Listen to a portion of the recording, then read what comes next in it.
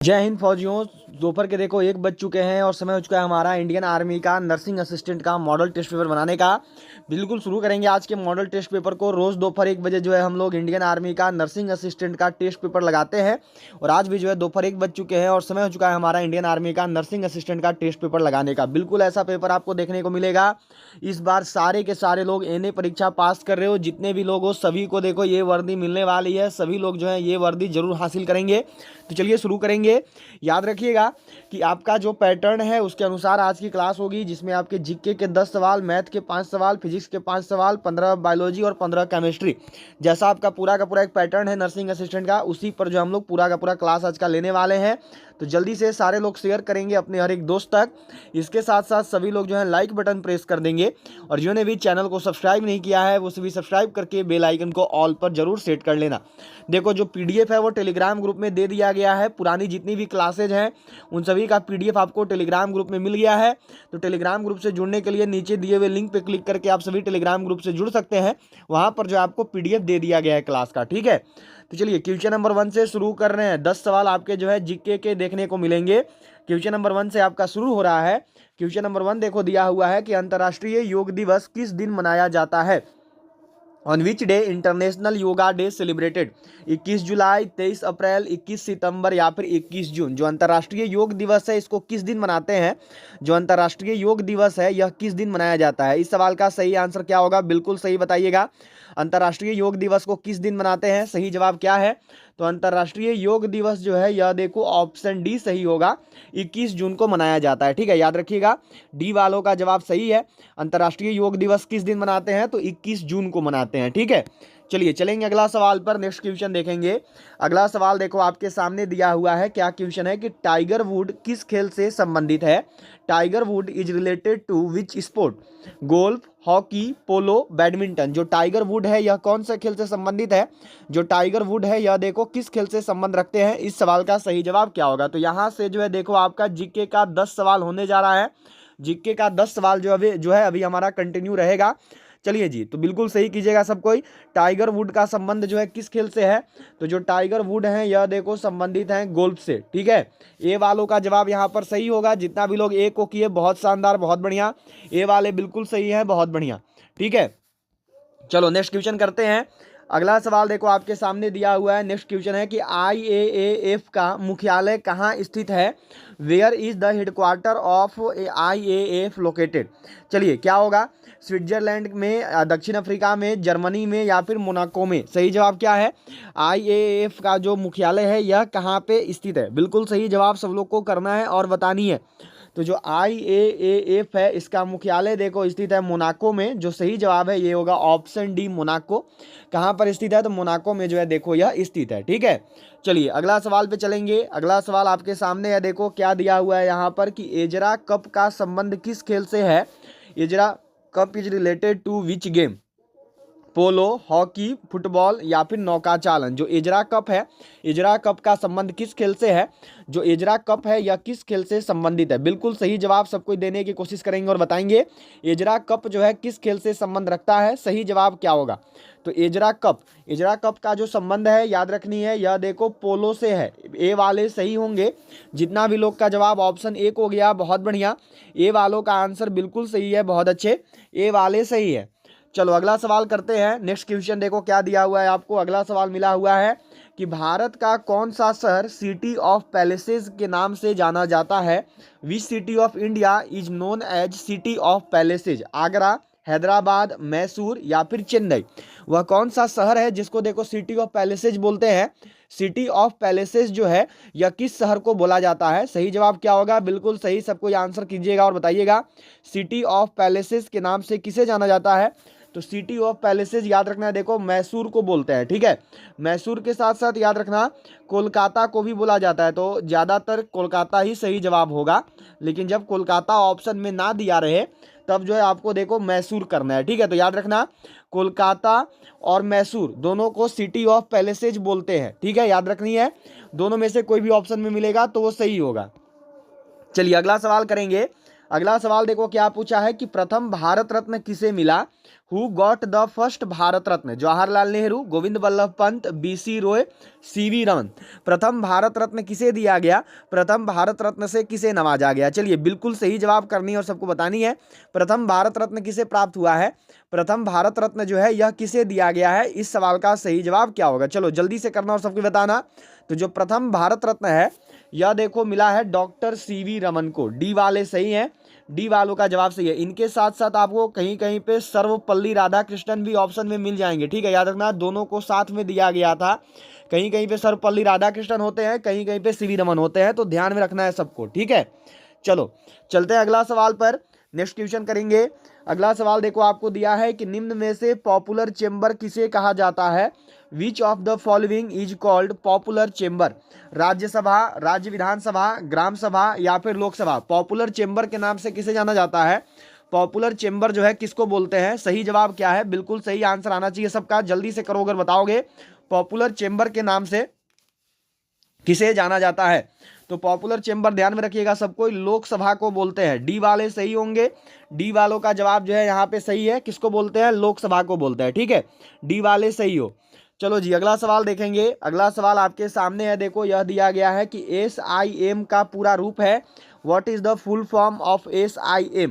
Subscribers identity module, subscribers identity machine, self identity machine या फिर self identity module. चलो सही जवाब क्या होगा, SIM का पूर्ण रूप क्या है। इस सवाल का सही आंसर क्या है, बिल्कुल सही जवाब आना चाहिए।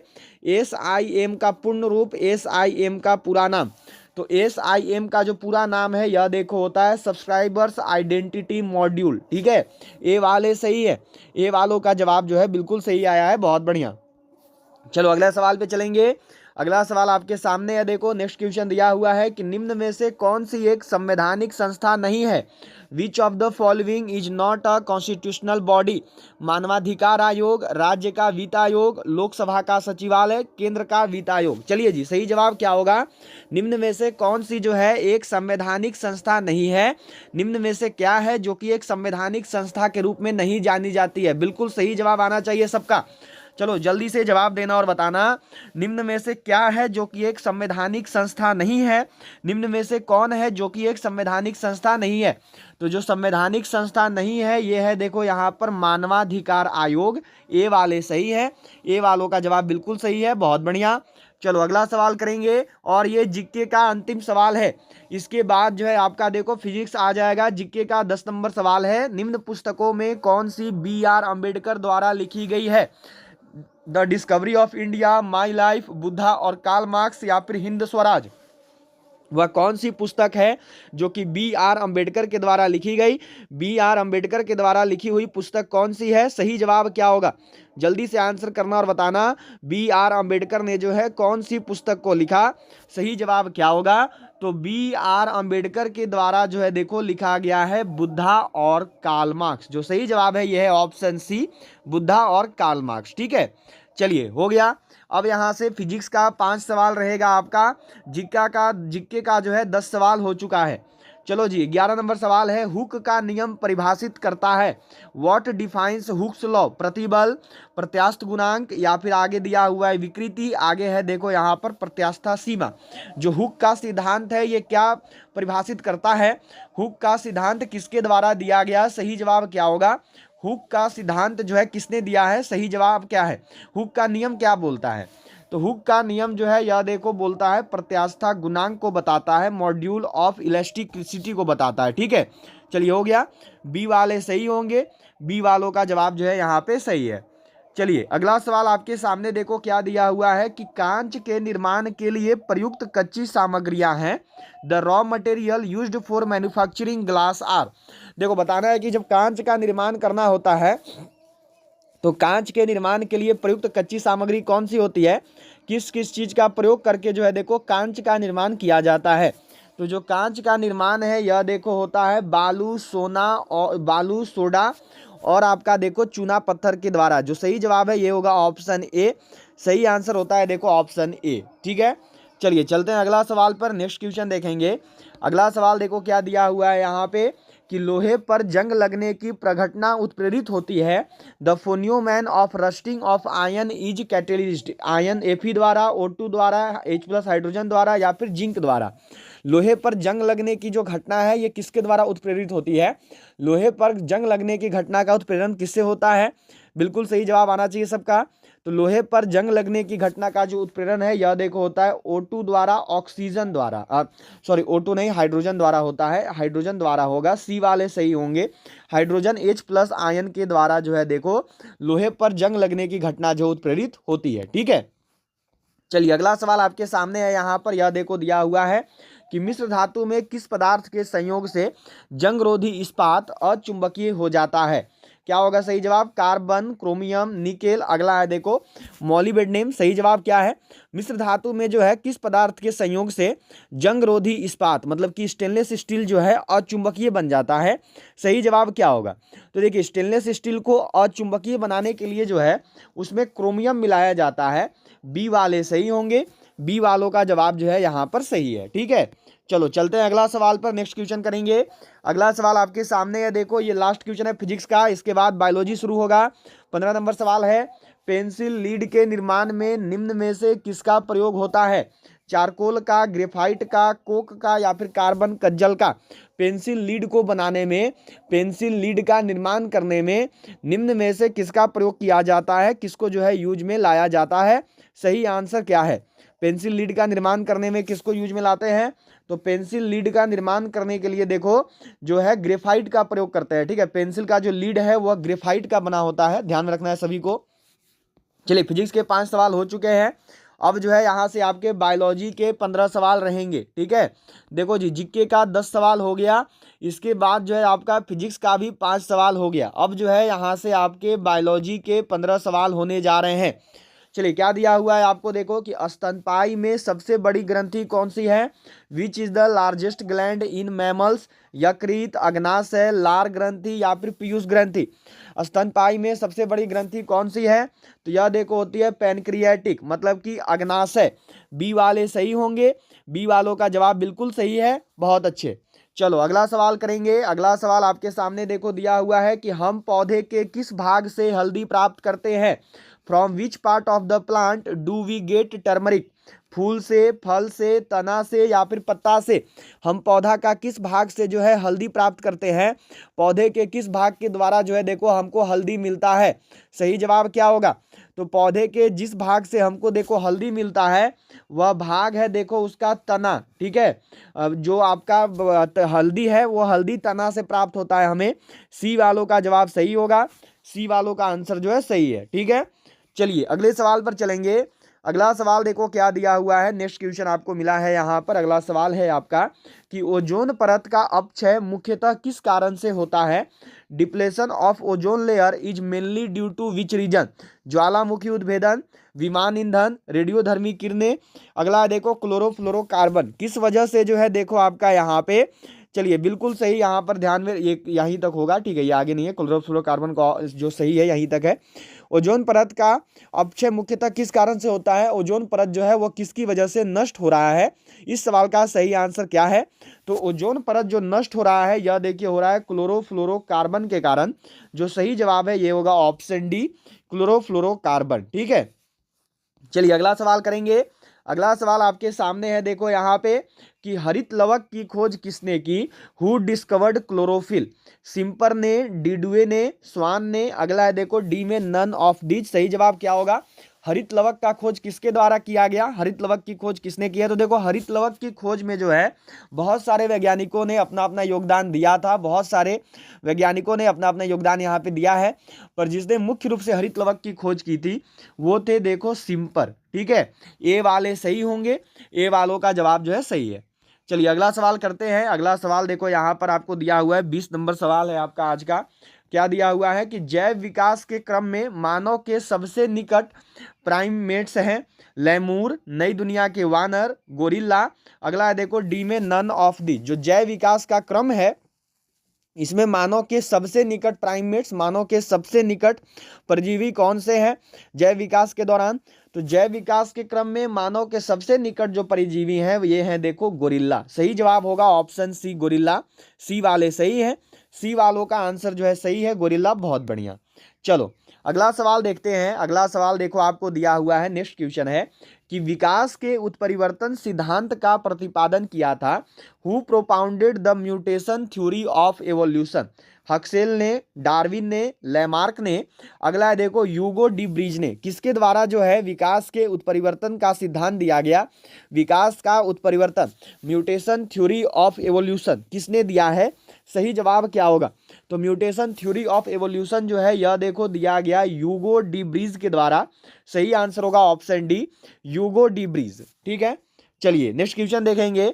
अगला सवाल आपके सामने है, देखो अगला क्वेश्चन दिया हुआ है कि हमारे शरीर में कुल कितनी मांसपेशियां होती हैं? How many muscles are there in our body?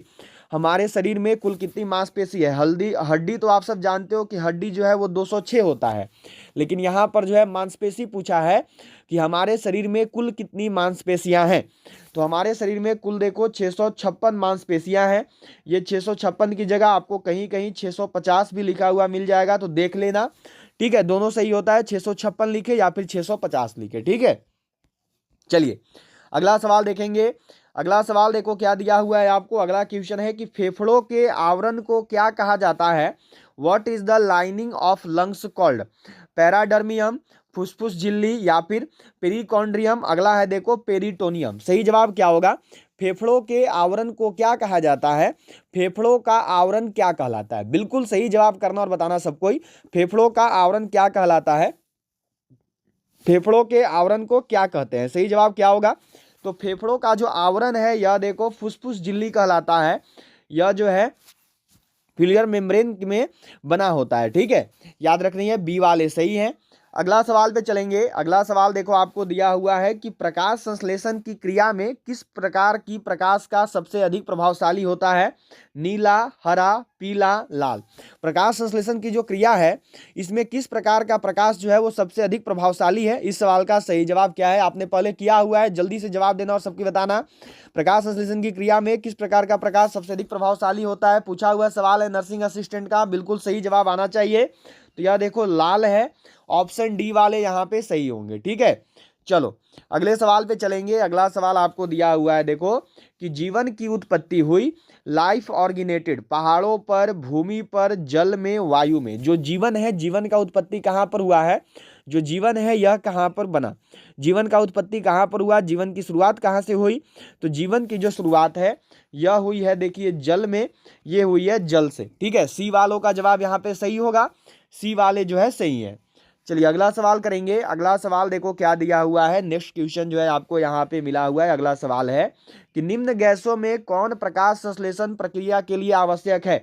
Carbon monoxide, CO2, N2O2। क्या होगा सही जवाब? प्रकाश संश्लेषण की प्रक्रिया के लिए जो है कौन सा गैस आवश्यक है? किस गैस के बिना प्रकाश संश्लेषण नहीं हो सकता है? क्या होगा सही जवाब? तो वह गैस जिसकी प्रकाश संश्लेषण की प्रक्रिया के लिए आवश्यक है यह है देखो कार्बन डाइऑक्साइड, CO2। बी वाले सही होंगे, बी वालों का जवाब बिल्कुल सही आ रहा है, बहुत अच्छे। चलिए अगला सवाल आपको देखो दिया हुआ है, क्या क्वेश्चन यहाँ पर मिला है। अगला क्वेश्चन आपको देखो दिया हुआ है कि जैंथोफिल वर्णक है। Xanthophyll is a pigment. रंगहीन वर्णक, रंगीन वर्णक, लाल रंग के वर्णक या फिर पीले रंग के वर्णक। जो जैंथोफिल है यह कैसा वर्णक है? जो जैंथोफिल है यह किस प्रकार का पिगमेंट है? सही जवाब क्या होगा? बिल्कुल सही आंसर देना और बताना है यहाँ पर। जैंथोफिल किस प्रकार का वर्णक होता है? जैंथोफिल किस प्रकार का पिगमेंट है? तो जो जैंथोफिल है यह देखो पीले रंग का वर्णक है, ये जो है येलो पिगमेंट है। ठीक है, डी वाले सही हैं, डी वालों का आंसर जो है सही है, डी वालों ने परफेक्ट जवाब दिया है, पीले रंग के वर्णक है। ठीक है, चलिए अगला सवाल करेंगे। अगला सवाल देखो दिया हुआ है कि ऑक्सीसोम पाया जाता है। Where is oxysome found? केंद्रक में, लवक में, माइटोकॉन्ड्रिया में या फिर राइबोसोम में। जो ऑक्सीसोम है यह कहाँ पाया जाता है? जो ऑक्सीसोम है यह कहाँ उपस्थित होता है? सही जवाब क्या होगा? बिल्कुल सही आंसर करना और सबको बताना। ऑक्सीसोम कहाँ पाया जाता है? तो जो ऑक्सीसोम है यह देखो माइटोकॉन्ड्रिया में पाया जाता है। सी वाले सही होंगे, सी वालों का जवाब जो है सही है, सी वालों का आंसर परफेक्ट है, बहुत बढ़िया, माइटोकॉन्ड्रिया में होता है। चलिए अगला सवाल देखो क्या दिया हुआ है यहाँ पर। नेक्स्ट क्वेश्चन मिला है आपको कि हमारे शरीर के कौन से कोशिकाओं को मानव शरीर के रक्षक के रूप में जाना जाता है? लाल रुधिर कोशिकाओं या फिर इओसिनोफिल्स, बेसोफिल्स, अगला है देखो सफेद रुधिर कोशिकाओं। हमारे शरीर की वह कौन सी कोशिका है जिसको मानव शरीर का रक्षक बोलते हैं? मानव शरीर का रक्षक जो है किस कोशिका को बोला जाता है? सही आंसर क्या होगा? मानव शरीर का रक्षक कौन सी कोशिका कहलाती है? तो मानव शरीर का रक्षक याद रखना है देखो सफेद रुधिर कोशिका को कहते हैं। डी वालों का जवाब सही है, डी वालों का आंसर जो है सही होगा, बहुत बढ़िया हो गया। चलिए अगला सवाल करेंगे। अब यहाँ पर जो है देखो आपका ये बायोलॉजी का लास्ट क्वेश्चन है, 30 नंबर सवाल आपके सामने है। सर्वप्रथम प्रयोगशाला में जीन का संश्लेषण करने वाला वैज्ञानिक है? मेंडल, डार्विन, वाटसन एवं क्रिक या फिर खुराना? सर्वप्रथम प्रयोगशाला में जो है जीन का संश्लेषण किस वैज्ञानिक ने किया? जीन का संश्लेषण जो है किस वैज्ञानिक के द्वारा किया गया? चलो जी जल्दी से आंसर करना और बताना सबको ही। सर्वप्रथम प्रयोगशाला में जीन का संश्लेषण किस वैज्ञानिक ने किया है? तो यह देखिए किया गया है खुराना के द्वारा। पूरा नाम है इनका हरगोविंद खुराना, ठीक है, याद रखोगे। चलो बायोलॉजी के 15 सवाल हो चुके हैं। अब यहाँ से आपका केमिस्ट्री रहेगा। केमिस्ट्री का सवाल है देखो, ठीक है, बिल्कुल सही करना। यहाँ पर जो है देखो ये सवाल जो है यहाँ पे आपका, चलो जी बिल्कुल सही सबको ही करना और बताना। यहाँ पर 20 डिग्री सेल्सियस पर जल में ध्वनि की चाल पूछा है, ठीक है। 20 डिग्री सेल्सियस पर जल में ध्वनि की चाल कितनी होती है? बिल्कुल सही, सब लोग को आंसर यहाँ पे करनी है और बतानी है। सही जवाब क्या होगा? 20 डिग्री सेल्सियस पर जल में ध्वनि की चाल लगभग कितनी होती है? इस सवाल का सही जवाब क्या है? बिल्कुल सही जवाब दोगे और सब लोग जो है यहाँ पर बताओगे इस सवाल का सही आंसर क्या होगा। चलिए तो यहाँ पर देखो आपको दिया हुआ है 20 डिग्री सेल्सियस पर जल में ध्वनि की चाल। तो यहाँ पे याद रखना है, यहाँ पे ये जो है 343 मीटर प्रति सेकंड लिखा हुआ है, ठीक है, ऑप्शन नंबर सी में। चलो बिल्कुल सही करना और बताना 20 डिग्री सेल्सियस पर लगभग ध्वनि की चाल कितनी होती है? इस सवाल का सही जवाब क्या होगा? 20 डिग्री सेल्सियस पर ध्वनि की चाल कितनी है? तो याद रखनी है 20 डिग्री सेल्सियस पर जो ध्वनि की चाल है ये होता है 343 मीटर प्रति सेकंड, ठीक है, याद रखोगे, ऑप्शन सी सही है। चलो अगला सवाल देखो दिया हुआ है कि गुरुत्वाकर्षण नियम की परिभाषा किसने दी थी? Who gave the definition of the law of gravity? किसके द्वारा जो है गुरुत्वाकर्षण नियम का परिभाषा दिया गया? सही जवाब क्या होगा? चलिए बिल्कुल सही करेंगे और बताएंगे। याद रखिएगा सभी को जो इस क्लास का पीडीएफ है वो टेलीग्राम ग्रुप में मिल जाएगा। टेलीग्राम ग्रुप से जुड़ने का लिंक देखो नीचे डिस्क्रिप्शन बॉक्स में है, वहां से जाकर सभी लोग जुड़ सकते हो। वहां पर आपको इस क्लास का पीडीएफ मिल जाएगा। मैंने आज ही पीछे की सभी क्लास का पीडीएफ सेंड कर दिया था, ठीक है। गुरुत्वाकर्षण नियम की परिभाषा किसने दी है? तो गुरुत्वाकर्षण नियम की परिभाषा दी गई है न्यूटन के द्वारा। ए वाले सही हैं, ए वालों का आंसर जो है सही है, ठीक है। चलिए अगला सवाल करेंगे। अगला सवाल देखो मिला हुआ है, सोडियम धातु का संग्रहण किसमें होना चाहिए? In what should sodium metal be stored? Alcohol में, मिट्टी का तेल में, जल में या फिर हाइड्रोक्लोरिक अम्ल में? क्या होगा सही जवाब? सोडियम धातु का संग्रहण किसमें होना चाहिए? सोडियम धातु का संग्रहण जो है किसमें करते हैं? सही आंसर क्या होगा? जिन्होंने अभी तक भी क्लास को लाइक नहीं किया है जल्दी से सारे लोग लाइक कर देंगे। सभी लोग क्लास को, सेशन को शेयर जरूर करो अपने सभी ग्रुप में, इंडियन आर्मी का, टेलीग्राम पे, व्हाट्सएप पे, अपने सभी दोस्तों तक। और सभी लोग जो है चैनल को सब्सक्राइब करके बेल आइकन को ऑल पर जरूर सेट कर लेंगे। सोडियम धातु का संग्रहण किसमें होना चाहिए? तो याद रखनी है ये होना चाहिए मिट्टी का तेल में, ठीक है। और सोडियम धातु का संग्रहण याद रखना है मिट्टी का तेल में। और इसी के साथ सोडियम तो होता ही है, एक और याद रख लीजिएगा, ये है देखो पोटेशियम। सोडियम और पोटेशियम दोनों का जो संग्रहण है ये होना चाहिए मिट्टी का तेल में। चलो चलते हैं अगला सवाल पर। नेक्स्ट क्वेश्चन देखेंगे।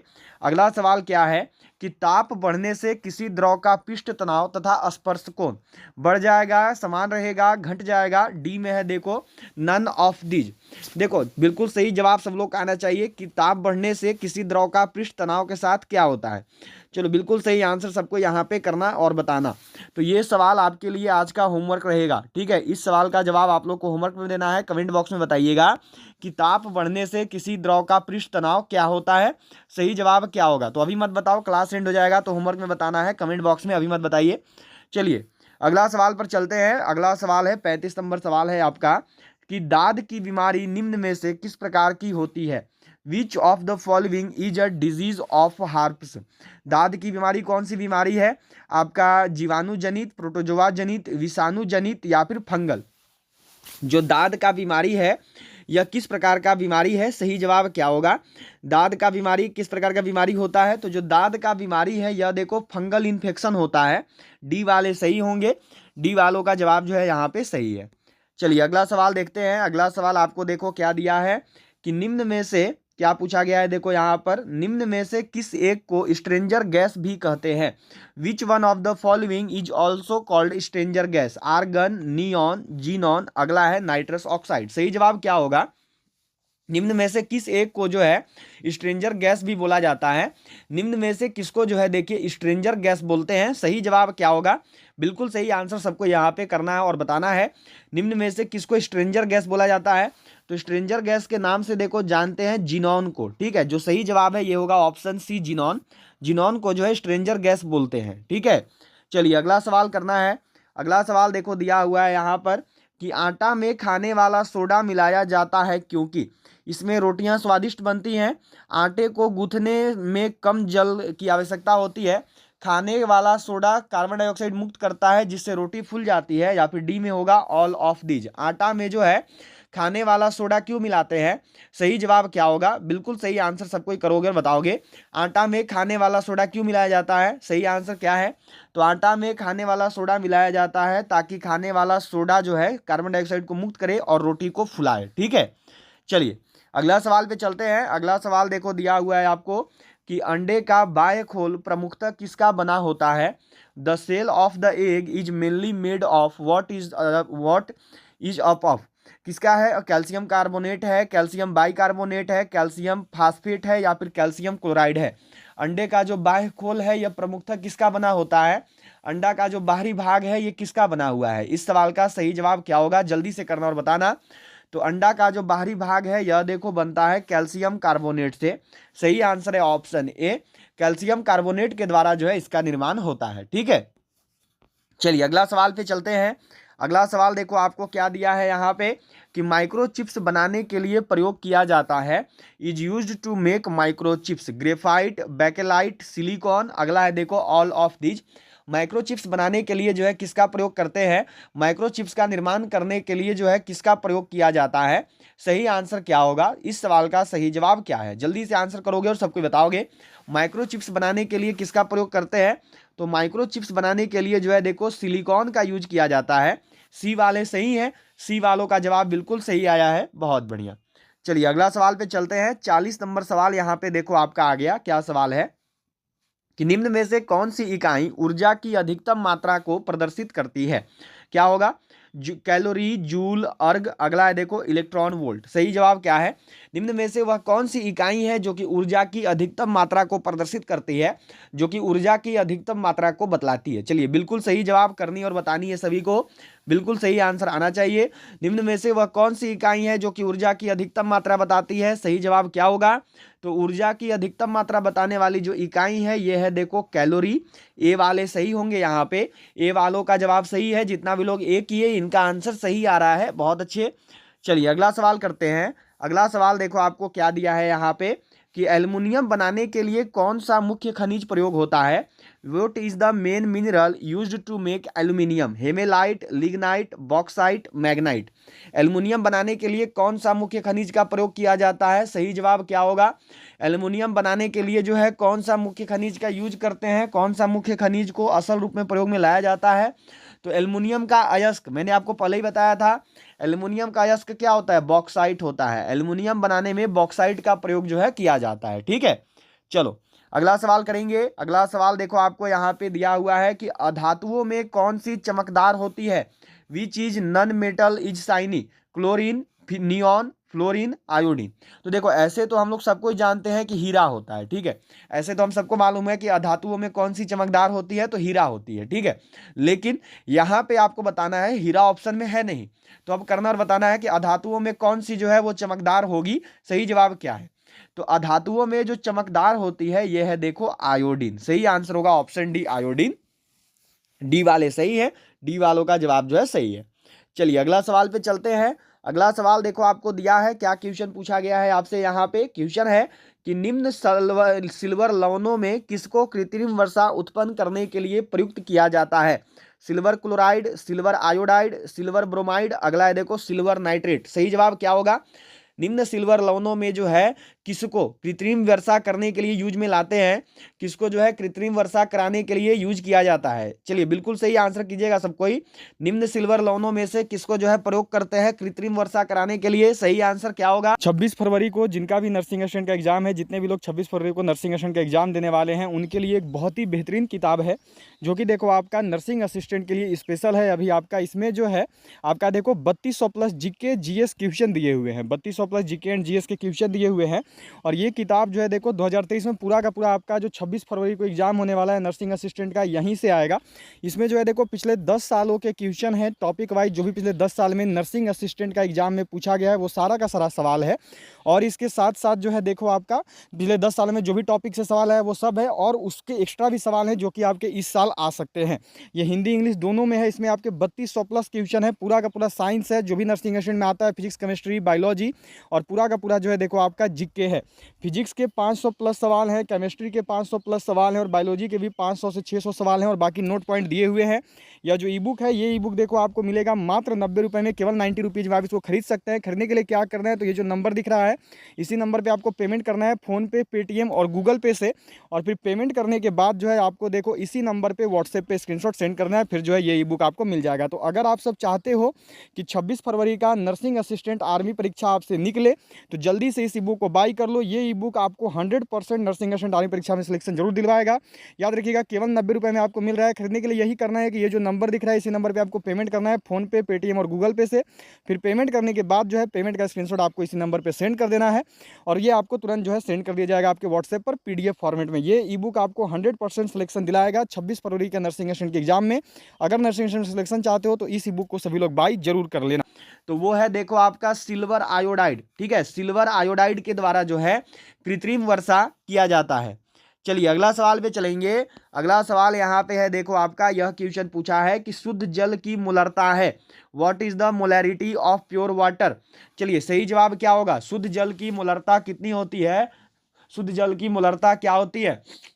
इस सवाल का सही जवाब क्या होगा, शुद्ध जल की मोलरता कितनी होती है। सही आंसर क्या है, जल्दी से आंसर करना और सबको बताना, शुद्ध जल की मोलरता कितनी होती है। तो शुद्ध जल की जो मोलरता है ये होता है देखो 55.6। सही आंसर होगा ऑप्शन बी 55.6। चलिए आ गया अगला सवाल आपके सामने, और केमिस्ट्री का अंतिम सवाल। इसके बाद जो है मैथ रहेगा। ठीक है, क्या देखो पूछा है कि शुद्ध जल किस तापमान पर जम जाता है, फारेनहाइट में बताना है। ठीक है, यहाँ पे फारेनहाइट लिखा हुआ है, ये देखो डिग्री फारेनहाइट, यहाँ पे भी डिग्री फारेनहाइट है, यहाँ पर भी डिग्री फारेनहाइट है। ठीक है, चलो जल्दी से करो अगर बताओगे, जो शुद्ध जल है यह किस तापमान पर जम जाता है। इस सवाल का सही जवाब क्या है, पूछा हुआ सवाल है नर्सिंग असिस्टेंट वालों का, नर्सिंग असिस्टेंट वालों का पेपर में देखो आ रखा है। चलो जल्दी से करना और बताना, शुद्ध जल जो है किस तापमान पर जम जाता है। इस सवाल का सही जवाब क्या होगा, शुद्ध जल किस तापमान पर जमता है। तो जो शुद्ध जल है यह देखिए जमता है 32 डिग्री फ़ारेनहाइट पे। ठीक है, अगर सेल्सियस में पूछता तो 0 डिग्री सेल्सियस पे जमता है। ठीक है, ध्यान में रखोगे, पूछा है किसमें, फ़ारेनहाइट में, तो 0 डिग्री सेल्सियस इक्वल टू होता है 32 डिग्री फ़ारेनहाइट। ठीक है, फ़ारेनहाइट में जमता है 32 डिग्री पे, और सेल्सियस में जमता है 0 डिग्री पे। ठीक है, हो गया। चलो जी, अब यहां से मैथ शुरू होगा आपका। ठीक है, यहां से मैथ के 5 सवाल रहेंगे, और इसी के साथ जो है आपका आज का क्लास एंड हो जाएगा। चलो बिल्कुल सही करना और बताना सब कोई। क्या पूछा है कि तेलों के मूल्यों में 25% वृद्धि होने पर एक गृहिणी को इसके खपत में कितने प्रतिशत कम करनी होगी ताकि खर्च ना बढ़े। आर बराबर कितना दिया हुआ है, आर बराबर देखो दिया हुआ है आपको 25%। ठीक है, यहाँ पे तो याद रखना, जब भी ऐसा सवाल मिले कि जो है खपत बढ़ रही है, उसका मतलब रेट बढ़ रहा है, तो रेट बढ़ने वाले में फॉर्मूला होता है आर बाई में 100 प्लस आर और फिर गुना में 100। इस पर बना दोगे आपका पूरा का पूरा जो है ये बन जाएगा। ठीक है, तो आर की जगह पे कितना है, आर की जगह पे हो गया 25, नीचे 100 प्लस 25 करोगे तो कितना आएगा 125, और फिर गुना में हो गया 100। 25 से 125 काटो 5 बार में कटेगा, 5 से जो 100 है यह 20 बार में कटेगा। सही जवाब क्या होगा? Option B 20%। बी वालों का जवाब सही है, बी वाले बिल्कुल सही हैं, बहुत बढ़िया। चलिए अगला सवाल पे चलते हैं। अगला सवाल देखो दिया हुआ है कि तीन संख्याएं 4:5:6 के अनुपात में है तथा इनका औसत 25 है, संख्याएं ज्ञात करें। आपको यहां पर क्या बताना है? तो संख्या बताना है, ठीक है। देखो जी कितना संख्या है? तीन संख्या है। कौन कौन सा? तो मानो 4:5:6 दिया है तो इसको हम लोग एक को 4x मान लिए, एक को 5x मान लिए और एक को जो है 6x मान लिए, ठीक है। इनका औसत दिया है 25, ठीक है। क्या दिया है यहाँ पर? तो यहाँ पर आपको इनका औसत मिला हुआ है 25। किसी भी संख्या का औसत निकालने का तरीका होता है कि जो भी संख्या दिया है उसको आपस में जोड़ लो, ठीक है। और फिर क्या करो, जितना था उतना से ही भाग दे दो। तो कितना था? 1 2 3, तीन संख्या था, 3 से ही भाग दे दो, बराबर में 25। जोड़ो कितना आया? 5 4 9, 9 6 15। तो इधर हो गया देखो आपका 15x। इधर कितना हुआ यहाँ पर ध्यान से देखेंगे तो इधर जो है आपका देखो हो गया यहाँ पर 15x, ठीक है। 4 5 9 और 9 और 6 15। फिर नीचे कितना था? नीचे 3 था और बराबर में 25, ठीक है। ये 3 को इधर भेज दो तो ये हो गया देखो 15x बराबर में 25 दिया 75। 15 से काटो कितना बार में कटेगा? 15 25 75, मतलब कि x का मान आ रहा है देखो आपका 5। तो इस प्रकार यहाँ पर जो ऑप्शन है वो x वाला ही वैल्यू का दिया हुआ था, तो a सही हो जाएगा 5। लेकिन आपसे सवाल क्या पूछा है? संख्याएं ज्ञात करें। आपको जो है संख्या बताना है, ठीक है। तो एक 4x माने थे, एक हमारा 5x था, एक जो है 6x था, ठीक है। तो ये हो गया देखो 4 × 5, यहाँ पे हो गया देखो 5 × 5 और ये हो गया देखो 6 × 5, ठीक है। 4 × 5 किए 20, 5 × 5 किए 25, 6 × 5 किए 30। क्या हुआ? तो अब आएगा देखो 20 25 और 30, ये जो है आपका संख्या है, ठीक है। हो गया यहाँ पे। चलिए अगला सवाल करेंगे। अगला सवाल देखो, ये वाला सवाल सही से नहीं बना है, इसको नहीं कर रहे हैं, इसमें गलत है टाइपिंग होने में, ये गलत सवाल हो गया है। चलिए अगला सवाल पे चलेंगे। अगला सवाल देखो आपको क्या दिया है, नेक्स्ट क्वेश्चन मिला हुआ है। यहाँ पे सवाल पूछा है कि एक संख्या के 2 गुने में 9 जोड़ने से प्राप्त संख्या का 3 गुना 75 है, वह संख्या कौन सी है? ठीक है। सबसे पहले क्या करेंगे? संख्या को मान लेंगे x, ठीक है। यहां पर क्या बोला? एक संख्या का 2 गुना, तो संख्या x था तो इसका 2 गुना मतलब कि 2x, ठीक है। में 9 जोड़ने पे इसमें क्या करो? 9 जोड़ दो, ठीक है।